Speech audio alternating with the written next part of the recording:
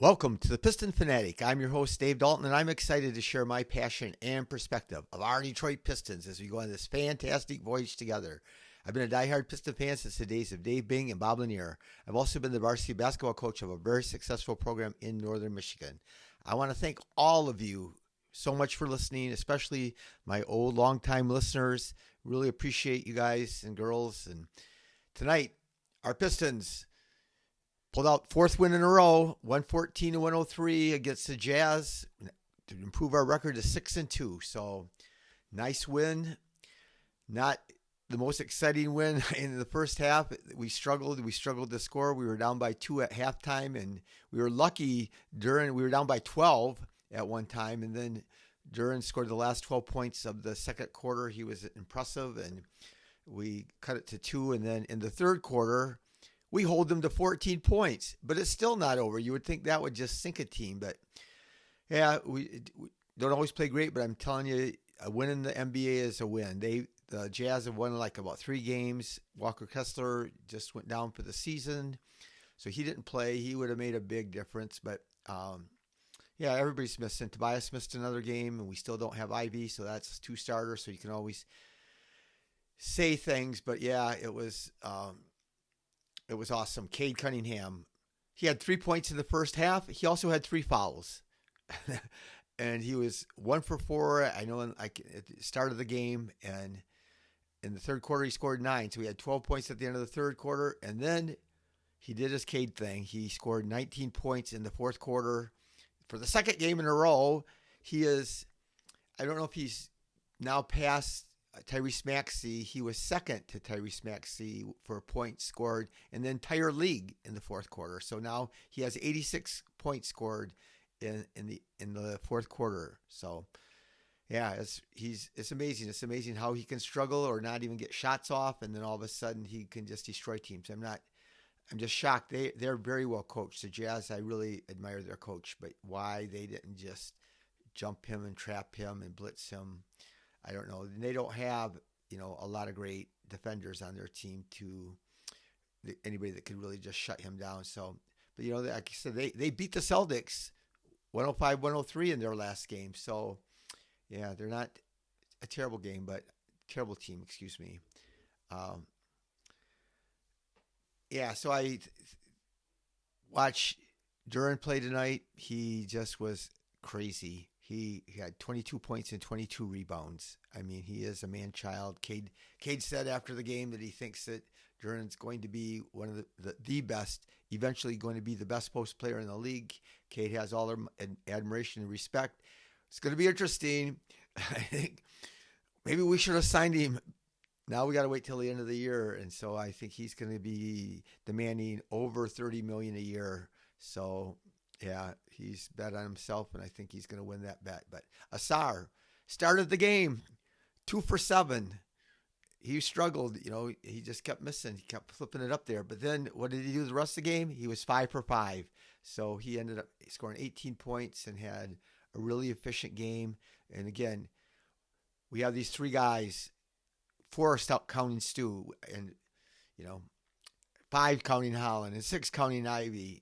So we got a lot of young players that are good, but it's so good to see these young guys playing so well, and it's just really exciting for the future because we're not playing our best basketball yet, and there's some more things I'm going to talk about. I think that we play the Nets on Friday, and they are really, really struggling, but you can never tell what's going to happen if they just start firing up a bunch of threes. We're going to play Cam Thomas. He had like 31 points the other day, and I don't know if he either had 1 assist or no assist. So he's a gunner, but he can put the ball in the basket. And so, yeah, and again, that's the fear, is that if a team just jacks up a bunch of threes and they're making them. But here's my concern. So great night, win the game, but Duncan Robinson's had some decent games. He has, but his true value is just shooting the 3. But tonight, he missed 2 free throws, and he only had 2 rebounds. He had 0 assists, 0 steals, and the 2 turnovers. And he's 3 for 7 and 3 for 9. So if that's your elite shooter, that's not good enough. But here's the problem. Defensively, he held Svi Mihalik, I don't remember. He played for us. He played for the Pistons, and he held him. He clamped down on him and held him to 10 for 16 shooting, 28 points. He just can't guard anybody, and he even had people blow by him, and even Kevin Love blew by him once, and Kevin Love is older than dirt. So, and he never was quick and fast, but Duncan just struggles defensively. And so when he's turning it over and not shooting well and 0 for 2 on free throws, it's just, we're not going to be able to beat good teams. So again, he played great. I think it was the last game he made some tough threes and made some good shots. But the other thing is, I'm getting tired. I don't know who we play, but Javonte Green, in the fourth quarter, he's our defense. He's in there for defense because he can't shoot, and he tries hard. He really does. And so coaches love guys like that. I love players like that. But he got just blown by in the fourth quarter, and these were almost like consecutive possessions on defense, where a complete blow by, and the guy gets to the rim and he fouls him, and he makes the layup and makes the free throw, and then he gets back cut for a layup, and then he fouls somebody for 2 free throws, and he's out there for defense because he can't, he doesn't score 0 for 3. He's 0 for 3, and he doesn't get other things. He had 4 rebounds, but he had 1 assist, and so anyway, that's a concern. As is LEVERT, Karis LEVERT. He had a good little stretch tonight where he scored a bunch of points and made a couple threes in a row, but he forces things like he did. I never liked him. I didn't like Duncan Robinson. Back when people would talk about us trading for them, I said, no way would I trade for LEVERT because he fired up bad shots. And no way would I trade for Duncan Robinson because he can't play defense. And if he's not shooting well, he's not very good. And so he's just not athletic. And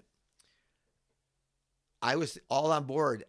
I mean, you can listen to my podcast. I was all on board this year because we had very few choices. When Beasley got in trouble, then we needed a shooter, and Duncan Robinson was the best or only one available.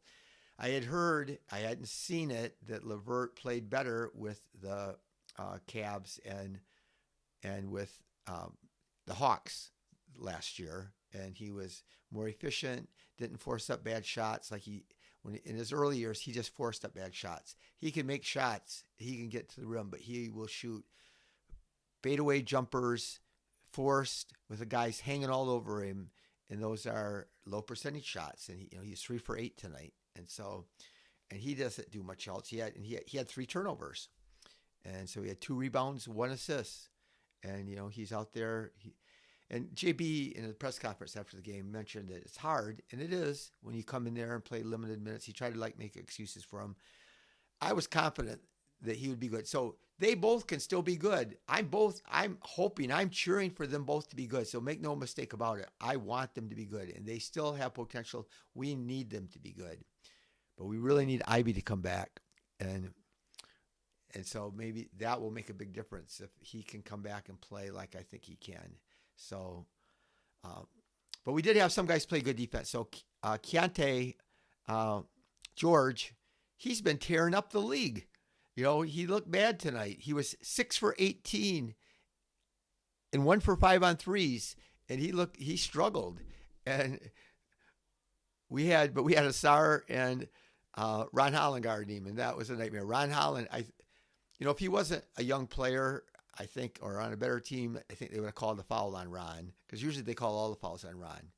But Ron, he went up to pull up for a three-point shot, and Ron blocked it. There was some contact, but Ron got up and timed it right and blocked it. And so it was a great block, but he had a really hard time guarding Asar. So he's had games. They've only played like 7 games. He's had games of 31, 25, 29, and 26. So he is an electric scorer. I wonder, why are they playing him so many minutes when he's struggling so bad? But he is, I think, one of their primary scorers. Another one I talked about last episode about Lauri Markkanen, and he had 28 tonight, but guess what? He was 8 for 22 and 3 for 12. And so I know Stu guarded him a lot, and then Asar guarded him some of the time, and we did a great job. We did not make it easy for him. So the way he played tonight, I don't want to trade 2 first-round draft picks and Jaden Ivey for him the way he played tonight, but we'll see. We'll see. He is, like I said before this, he was averaging 33 coming into the game tonight, but he was efficient. So tonight, I mean, he's been shooting 48% and 37% on threes. Tonight, though, he's 8 for 22 and 3 for 12 on threes. So that's well below his averages, but that's, contributed back to Detroit's defense. And they're really embracing it. Stu and Duren are really loving playing together. They have all the love and respect. It's so great to hear CADE talk after the game, how much he loves playing with this team and how much they love each other. It was cool at the end of the game. CADE was on a heater, and everyone's chanting MVP, MVP, and as he's dribbling the ball up the court. Not usually they do it on free throws, but he was coming down scoring every shot. He was making every shot in the fourth quarter, and then at the end, though, they were chanting, and he was exhausted. It takes a lot of work to try to do that every time down the court. And so he missed 2 shots. He shot one, a logo 3, and it was a heat check. But he was, I wish he started out better. And so one of these days he's going to, and then watch out. So, yeah, it's fun to watch our team. We keep stacking these wins. Every win is important. Every win counts the same. It's just that they do at the end of the year. We're right up there high on the Eastern Conference standings. You watch games. So I watched the Hawks and the Magic last night, and were supposed to be 2 of the best teams that were maybe going to finish it. It was supposed to be the Cavs, the Knicks, and then the Magic, and then the Hawks, and then the Pistons. That's what the consensus kind of was. But man, the Magic they are feeling the heat and the pressure of struggling so bad. So they got killed. They got kicked. The Hawks kicked their butt last night, and the Hawks are playing without Trae Young. So Trae Young's out for a month. And so, but they're still playing good. They still have good players, and everybody's talking about how this might be the difference because he's a free agent. Trae Young's a free agent, so he would want a max contract. Well, in the Hawks, what if they play well without him, and then they got all that money? They don't have to re-sign him, and they don't have to give him, $50 million a year or whatever it would be. And so that's a real possibility. But everything needs to be played out, just like with the Pistons. Things need to be played out. Duncan Robinson could play better. Karis LeVert could play better. I'm not sure that Javonte Green can play better. And so, but if we get Ivy back, then that will kind of take care of those minutes. I'm saying I'd rather have Sasser out than those guys. And I know that if they got a guy that's on fire, that it would be good because, again, no shade on Javonte Green. He is physical, he is tough, and he tries hard. And you got to admire that. But he is just limited. He's not that tall, and he's not that athletic, and he's not that good at shooting or handling the ball. So that's the thing. But anyway, Desmond Bane is feeling the heat, man. He wasn't even having a good game. He's not had a good year. All the hype. Desmond Bane is the perfect fit. And I agreed. I thought Desmond Bane was the perfect fit. I thought I was afraid of the Magic. And again, they still can just turn the season around. They could win their next 10 in a row. But Desmond Bane's playing against the Hawks, and Onyeka Okongwu's coming down on a break, and he just hammers him. Not only does he hammers him, but he cups the ball, and he throws the ball full force right at his head. And he gets a flagrant foul, flagrant 1, and then he gets a technical foul. So they kicked him out of the game, which he should have. But I really think that part of that is frustration boiling over, that he's feeling all this pressure. He got to hear all the season that he is going to come in there and make all the difference, and they're going to be so good because they just needed a shooter, and he's one of the best shooters around. And so, yeah, it's too bad. And what about the Bulls? The Bulls beat us. We were all upset. The Bulls beat us. So they're playing the 76ers, and obviously Tyrese Maxey's tearing it up. And, their rookie that's so good. Why am I getting a blank? But anyway, they've been really good, and they haven't had Embiid and I watched some parts of the games, and Embiid looked really good, but he's got a minute restriction.